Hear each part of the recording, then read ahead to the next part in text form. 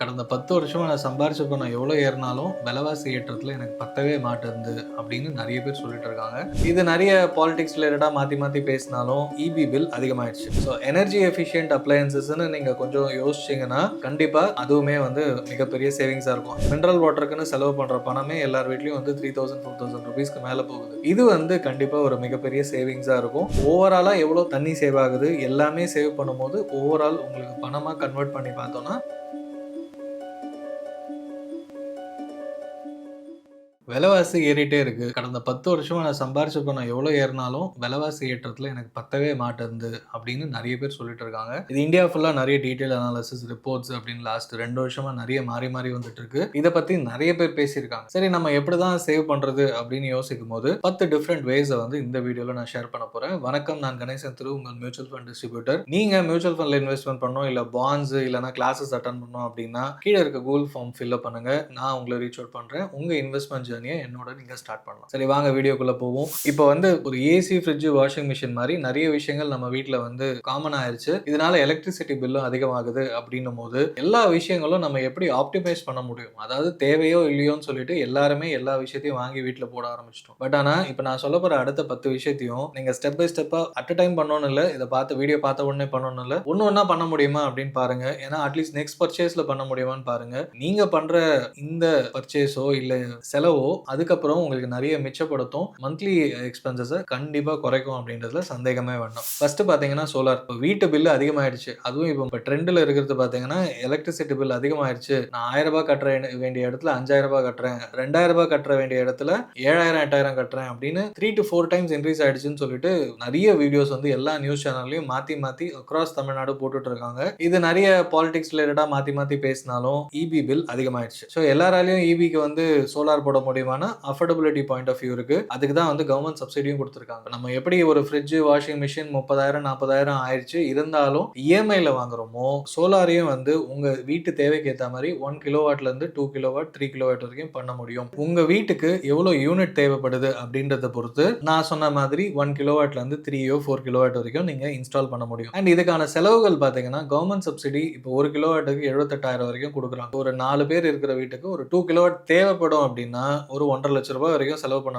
வேண்டி இருக்கும். அதுல சப்சிடியாவும் ஒரு அமௌண்ட் டிடெக்ட் ஆச்சுன்னா ஒரு 1.25 இருந்து 1,50,000 லட்சம் செலவாகும். இதை நீங்க எவ்வளவு சீக்கிரம் ரெக்கவர் பண்ண முடியும்? இதுக்கு முன்னாடி இந்த யூனிட்டுக்கும் இப்ப லாஸ்ட் 2-3 மந்த்ஸ்ல இன்க்ரீஸ் ஆனதும் கம்பேர் பண்ணும்போது நீங்க செலவு பண்ற பணத்தை கண்டிப்பா ஒரு 2 to 3 இயர்ஸ்க்குள்ள எல்லாராலையும் ரெக்கவர் பண்ண முடியும்ன்றது எனக்கு தெரிஞ்சு பண்ண முடியும். ஏன்னா ஒரு 4 பேர் உள்ள வீட்டுக்கு ஒரு 7,000, 8,000 இப்ப வருது. இன்னொன்னு நம்ம இருக்கிறதுலே கம்மியான யூனிட் பிரைஸ், அதாவது அக்ராஸ் இந்தியா பார்க்கும்போது கம்மியான யூனிட் பிரைஸ் கட்டுறோம். வருஷம் இன்க்ரீஸ் ஆகும்ன்றது லாஸ்ட் ஒரு 2-3 வருஷமாவே சொல்லிட்டு இருக்காங்க. பட் இப்பவே இந்த வருஷமே ஒரு பெரிய ஜம்ப் இருக்கிறதுனால நிறைய பேருக்கு அது ஒரு பெரிய விஷயமா இருக்கு. இது கவர்மெண்ட் பார்த்துக்கும். கவர்மெண்ட் என்ன பண்றதோ நல்லதா பண்ணும் அப்படின்னு எதிர்பார்க்கலாம். பட் யாராலலாம் சோலார் போட முடியுமோ இல்ல அஃபோர்டபிலிட்டி பாயிண்ட் ஆஃப் வியூ யோசிக்க முடியுமோ அவங்க சோலார் போட ஆரம்பிக்கலாம். நீங்க சோலார் மூலமா ஜெனரேட் பண்ற யூனிட்டை கவர்மெண்ட் கொடுத்துட்டு உங்களுக்கு சார்ஜ் ஆகிற யூனிட்ஸை கேன்சல் பண்ணிக்க முடியும். அது இல்லாம எக்ஸ்ட்ரா யூனிட்ஸ் ஜெனரேட் ஆகுதுன்னா அதை பேட்டரியா ஸ்டோர் பண்ணவும் முடியும். ஸோ இவ்வளவு பெனிஃபிட் ஒரு சோலார்ல கிடைக்குது. அண்ட் ஒரு 1,50,000 2 லட்ச ரூபாய் செலவு பண்ணும்போது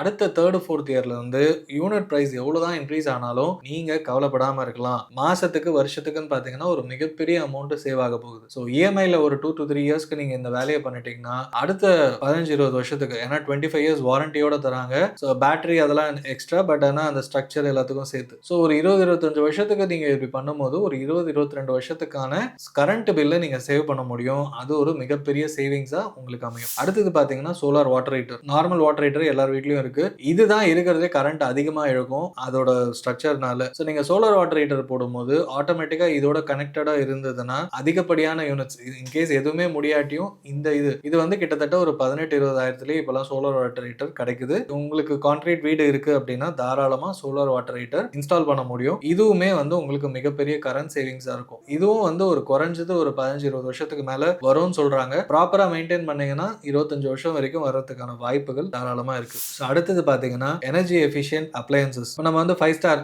இன்வெர்டர் ஏசி இந்த மாதிரி விஷயங்கள்லாம் நிறைய பார்க்குறோம். விலை அதிகம். பட் ஆனால் நம்ம வந்து 3 ஸ்டார் 2 ஸ்டார் போயிடுவோம். அந்த எக்ஸ்ட்ரா ஒரு 5000 10,000க்கு ஆசைப்பட்டு நீங்க லூஸ் பண்ற கரண்ட் பில் வந்து ரொம்ப அதிகமா இருக்கும். கரண்ட்டுக்கான செலவு பண்ற பணம் வந்து ரொம்பவே அதிகமா இருக்கும். ஸோ எனர்ஜி எஃபிஷியன்ட் அப்ளையன்சஸ்ன்னு நீங்க கொஞ்சம் யோசிச்சீங்கன்னா கண்டிப்பா அதுவுமே வந்து மிகப்பெரிய சேவிங்ஸா இருக்கும். அதே மாதிரி இப்போ பிஎல்டிசி ஃபேன்ஸ் வந்துருச்சு. இந்த ஃபேன்ஸ் பார்த்தீங்கன்னா விலை அதிகம். சாதாரண ஃபேனோட கம்பேர் பண்ணும்போது எக்ஸ்ட்ரா 2000 3000 பட் ரொம்பவே எனர்ஜி எஃபிஷியன்ட் லாங் ரன் இருக்கும். ஒரு 10 வருஷத்துக்கு தாராளமா நல்லாவே உழைக்கும் அப்படின்னு சொல்றாங்க. ஸோ இந்த மாதிரி நீங்க தேடி பண்ண முடியுமா மாற்ற முடியுமான்னு பாருங்க. அடுத்தது பார்த்தீங்கன்னா எல்இடி லைட்டிங். ஒரு வீட்டுக்குள்ள நம்ம வந்து லைட் டியூப் லைட்டா இருக்கட்டும் இல்லைன்னா சிஎஃப்எல் பல்ப்லாம் எனர்ஜி எஃபிஷியன்ட் சொன்னாங்க. பட் இதை விட நெக்ஸ்ட் லெவல் எல்இடி லைட்டிங்லாம் நம்ம உள்ள போகும்போது லைட் எரியும், வெளியே வரும்போது ஆஃப் ஆகும். அண்ட் ஈவன் ஃபேன்ஸும் பார்த்தீங்கன்னா நம்ம இருக்கும்போது ஓடும், அதுக்கப்புறம் ஆஃப் ஆயிடும். இதெல்லாம் சில சமயம் தேவையில்லாம ரன் ஆயிட்டு இருக்கிறதுனால யூனிட்ஸ் வந்து ரன் ஆயிட்டே இருக்கும். ஸோ இதெல்லாம் வந்து எலக்ட்ரிசிட்டி மிச்சப்படுத்த முடியும். லைட்டிங் எஃபிஷியன்சினாலும் உங்களுக்கு வந்து நிறைய எலக்ட்ரிசிட்டி எல்லாமே கனெக்டட் டு எலக்ட்ரிசிட்டின்றதுனால அதுவுமே மிச்சமாகும். ஸோ நீங்க சோலார் போடுறீங்களோ இல்லையோ இந்த மாதிரி எனர்ஜி எஃபிஷியன்ட் அப்ளையன்சஸ் எல்இடி லைட்டிங்லாம் மிக தேவையான ஒன்று அப்படின்னு தான் நம்ம பார்க்கலாம்.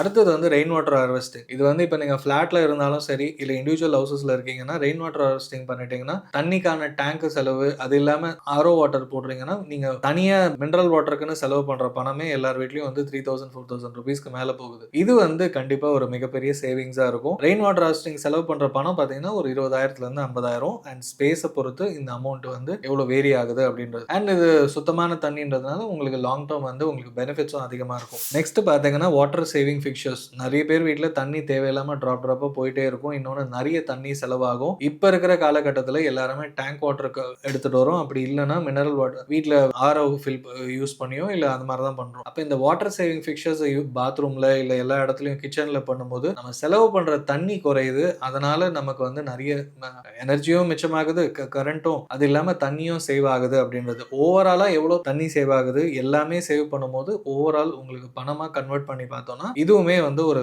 மிகப்பெரிய ஒரு விஷயமா இருக்கும். நெக்ஸ்ட் வந்து ரூஃப் இன்சுலேஷன். இது வந்து யூசுவலா ஃபர்ஸ்ட் ஃப்ளோர்ல வீடு இருக்கவங்க இல்லைன்னா டூப்ளெக்ஸ்ல இருக்கும்போது ஃபர்ஸ்ட் ஃப்ளோர்ல இருக்கவங்க பாத்தீங்கன்னா மேல இருக்கிற ரூஃப் இன்சுலேஷன் அதாவது நம்ம மொட்டை மாடியில இருந்து ஹீட் வந்து டைரக்டா இறங்கும். ஃபர்ஸ்ட் ஃப்ளோர்ல இருக்க ஹீட்டை விட செகண்ட் ஃப்ளோர்ல ஹீட் வந்து கம்மியா தெரியும். ஏன்னா மேல வந்து ஒரு மாடி இருக்கு, யூசேஜ் இருக்குன்னும் போது ஃபர்ஸ்ட் ஃப்ளோர்ல இருக்கும்போது அந்த ஹீட் இறங்குறதுனால நீங்க ஏசி எவ்வளவு நேரம் போட்டு வச்சாலும் அந்த ஹீட் குறையவே குறையாது. அப்போ அதிகமா ஏசி ரன் ஆகும், அதிகமான கரண்ட் பில்லும் வரும். பட் ஆனா நீங்க நல்ல வென்டிலேஷன் இருக்கிறதோட மேல வந்து ஒரு நிறைய ரூஃப் டாப்ல வந்து இன்சுலேஷன் பெயிண்ட் வந்துருச்சு. இந்த மாதிரி பெயிண்ட்ஸும் பண்ணும்போது ஆட்டோமேட்டிக்கா அந்த ஹீட் வந்து ரிஃப்ளெக்ட் ஆயிடுது.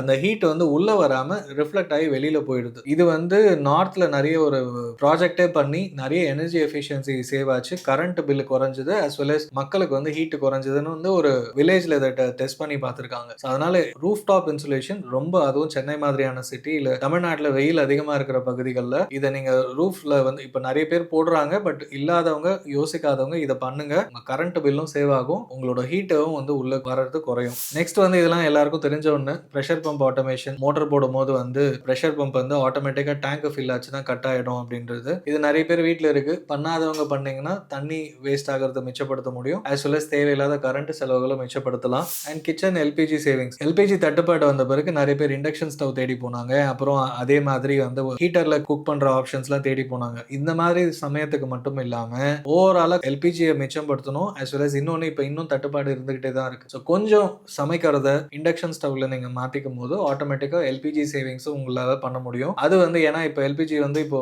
நார்மல் நமக்கு வந்து 900 ருபீஸ்க்கு மேல போயிடுச்சு. இது கொஞ்சம் கொஞ்சமா இன்க்ரீஸ் ஆயிட்டே தான் போதே தவிர குறையறது இல்ல. இதுவுமே நிறைய பேர் வீட்டுல ஒரு பெரிய பர்டனா தான் இருக்கு அப்படின்றது தான் உண்மை. அண்ட் ஃபைனலா சோலார் வந்து சேவ் பண்ணும்போது பேட்டரியில ஸ்டோர் பண்ணி வச்சிட்டீங்கன்னா ஆட்டோமேட்டிக்கா அந்த பேட்டரியில இருந்து கரண்ட் போகும்போதும் யூஸ் பண்ணிக்கலாம். இந்த மாதிரி ஒரு மல்டிபிள் பெனிஃபிட்ஸும் உங்களுக்கு கிடைக்கும். ஸோ ஓவராலா பாத்தீங்கன்னா 10 பாயிண்ட் ஷேர் பண்ணிருக்கேன். இந்த 10 பாயிண்ட்மே வீட்டுக்குள்ள நீங்க புதுசா நீங்க ப்ராடக்ட்ஸ் வாங்கும் போது இதை இம்ப்ளிமெண்ட் பண்ணிக்கலாம். உடனே போய் இதை மாத்தணும்ன்ற அவசியம் இல்லை. பட் கொஞ்சம் கொஞ்சமா ஸ்டெப் பை ஸ்டெப்பா இதை பண்ணீங்கன்னா உங்களோட மந்த்லி எக்ஸ்பென்சஸ் தாராளமா குறையும்ன்றதுல சந்தேகமே வேண்டாம். எவ்வளவு குறையும் அப்படின்றத டீடைலா ரிப்போர்ட் நான் வந்து உங்களுக்கு கூகுள் டிரைவ்ல போட்டு வச்சிருக்கேன். வேணும்ன்றவங்க டவுன்லோட் பண்ணி பாத்தீங்கன்னா நீங்க இதை இம்ப்ளிமெண்ட் பண்றதுக்கு ஓவராலா இந்த 10 பாயிண்டையும் பண்றதுக்கு ஒரு 5 to 6 lakhs ஆகலாம். பட் இதை கஷ்டப்படாம அட்லீஸ்ட் ஒரு சில விஷயங்களை நீங்க பிளான் பண்றீங்க அப்படின்னா கண்டிப்பா லாங் டேர்ம் பெனிஃபிட்ஸ் வந்து இல்ல, ஷார்ட் டேர்ம்லயே உங்களுக்கு பெனிஃபிட்ஸ் தெரிய ஆரம்பிச்சிடும். நீங்க எதை பண்ண போறீங்க அப்படின்றத கமெண்ட் பண்ணுங்க. ஏதாவது டவுட் இருந்தாலும் கீழே கமெண்ட் பண்ணுங்க. வணக்கம், நான் கணேசன் திரு.